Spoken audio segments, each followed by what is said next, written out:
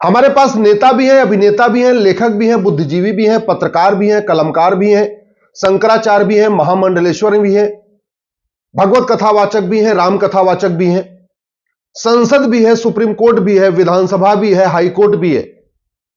लेकिन कानून घटिया है, इसलिए गुंडे आते हैं, हिंदुओं के घर में जाते हैं, जो सुंदर बेटियां हैं उनको शाम को उठा ले जाते हैं, रात भर बलात्कार करते हैं, अगले दिन सुबह पहुंचाते हैं।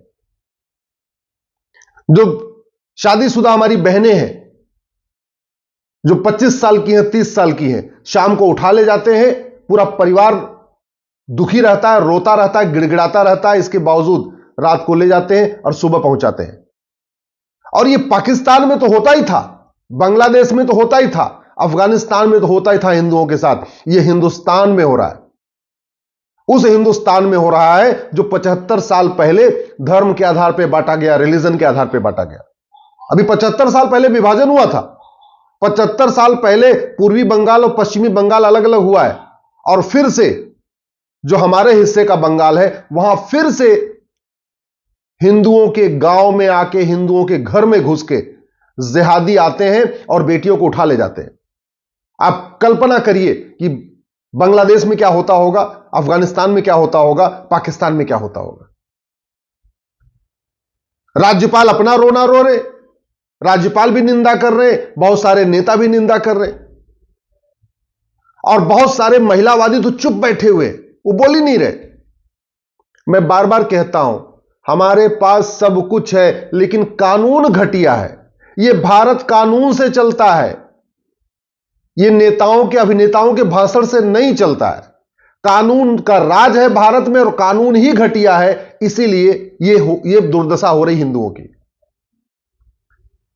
यदि आप चाहते हैं कि 25 साल के बाद, 10-20 साल के बाद भारत सुरक्षित रहे, यदि आप चाहते हैं कि जो बंगाल में हो रहा है वो आपके घर में ना हो, यदि आप चाहते हैं कि 10-20 साल के बाद गुंडे आके आपकी बहन बेटियों को न उठाएं, आपके घर में आग न लगाएं, तो दल गुलामी छोड़ दीजिए, पार्टियों की जय जयकार करना छोड़ दीजिए, फेसबुक पे 4000-5000 फ्रेंड बनाइए, समस्या नहीं, मूल कारण, अस्थायी समाधान लिखना शुरू करिए।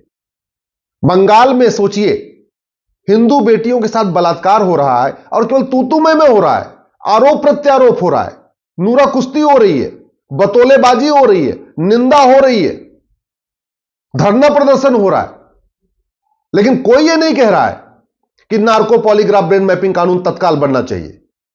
कोई यह नहीं कह रहा है कि one nation one penal one police code लागू होना चाहिए, 1861 का पुलिस एक्ट खत्म किया जाए और भारत में one nation one police code बने। चूंकि 1861 वाला पुलिस एक्ट चल रहा है, इसलिए पुलिस सत्ता के गुलाम है। पहले अंग्रेजों के इशारे पे नाचती थी, अब सत्ता के इशारे पे नाचती है। वो जो बलात्कारी हैं, जो आके हिंदू बहन बेटियों को ले जा रहे हैं, वो चूंकि सत्ताधारी पार्टी से है, इसलिए पुलिस शांत होकर बैठी हुई है।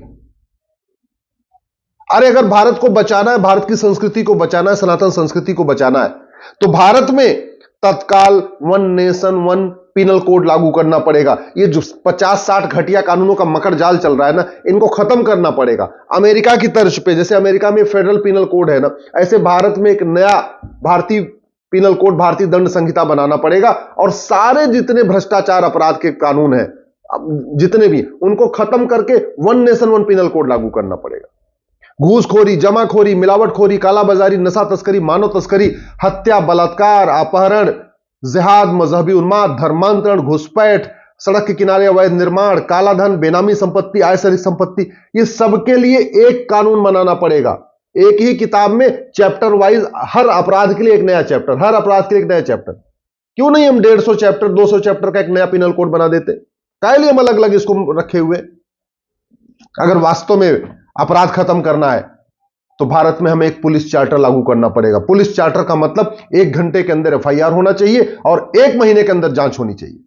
अगर 1 घंटे में एफआईआर ना हो और 1 महीने के अंदर जांच न पूरी हो, तो सीधे सीधे कप्तान को सस्पेंड नहीं करना, कप्तान को टर्मिनेट करने का उसमें प्रावधान होना चाहिए। लेकिन पुलिस तभी जांच कर पाएगी 1 महीने के अंदर, जब नार्को पॉलीग्राफ ब्रेन मैपिंग कानून होगा।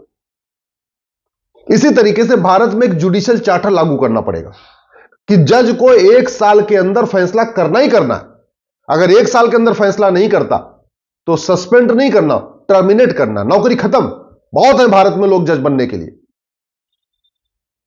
कठोर कानून बनाना पड़ेगा, जस्टिस विद इन ईयर लागू करना पड़ेगा। और एक बात और, 75 साल बीत गए, आज तक किसी की नागरिकता नहीं गई, क्योंकि हमारा सिटीजनशिप एक्ट सड़ा हुआ है, महाघटिया है। हमें जो 1955 में सिटीजनशिप एक्ट बना था, इसको बदलना पड़ेगा। बलात्कारियों का, जिहादियों का, पत्थरबाजों का, अलगाववादियों का, आतंकवादियों का, माओवादियों का, नक्सलियों का, इनकी नागरिकता खत्म करने के लिए उसमें प्रावधान रखना पड़ेगा। मैं गारंटी के साथ कहता हूं, जिन्होंने बंगाल में यह काम किया है ना, उनकी 100% प्रॉपर्टी जब्त करिए, उनकी नागरिकता खत्म करिए, उनको आजीवन कारावास, फांसी दीजिए 1 साल के अंदर। दोबारा कोई जरूरत नहीं करेगा। जो आदमी पत्थरबाजी करे, जो आदमी जिहाद फैलाए, जो आदमी गुंडागर्दी करे, 100% प्रॉपर्टी जब्त करिए, नागरिकता खत्म करिए, सिटीजनशिप खत्म करिए उसकी, और डालिए उसको 50 साल के लिए जेल में, और वो भी 1 साल के अंदर। देखिए अपराध खत्म हो जाएगा।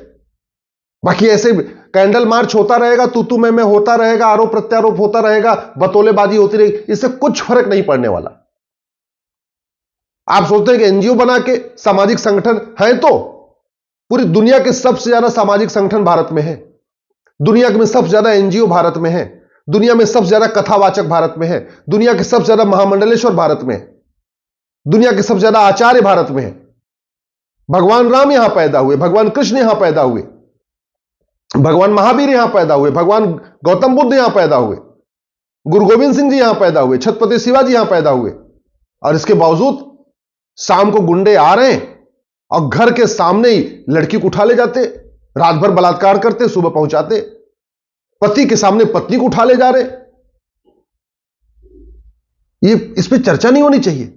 मुझे तो आश्चर्य हो रहा है कि सुप्रीम कोर्ट हर चीज पे सुओ मोटो लेता है, इस पे सुओ मोटो क्यों नहीं ले रहा है? इस पे संसद में चर्चा क्यों नहीं हो रही है? इसमें विधानसभा में चर्चा क्यों नहीं हो रही है?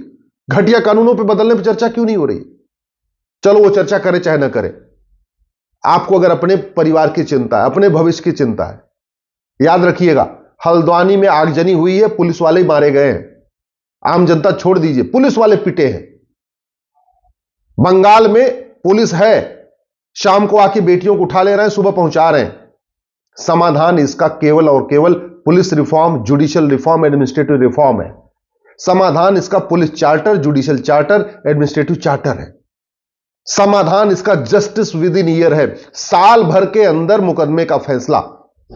समाधान इसका नागरिकता खत्म करने वाला कानून है। समाधान इसका 100% प्रॉपर्टी जब्त करने वाला कानून है।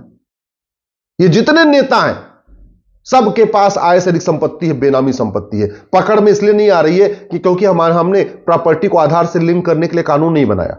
प्रॉपर्टी को आधार से लिंक करने के लिए कानून बना दिया जाए, फट से पकड़ में आ जाएगा कि किस पार्षद के पास कितनी प्रॉपर्टी, किस सांसद के पास कितनी प्रॉपर्टी, किस प्रधान के पास कितनी प्रॉपर्टी। और याद रखिए, ये जिन गुंडों ने बंगाल में ये काम किया है, शाम को जो बहन बेटियों को उठाते हैं, उसका जो आका है ना, उसके आका के यहां ईडी गई थी छापा मारने, ईडी को भी पीटा उन्होंने, ईडी के लोगों को पीटा गया था। आप सोच लीजिए, स्वतंत्र भारत में जहां इतना सारा कुछ है, वहां ईडी के लोग गए, वो भी पिट के आए हैं। हल्द्वानी में पुलिस गई है, वो भी पिटी है।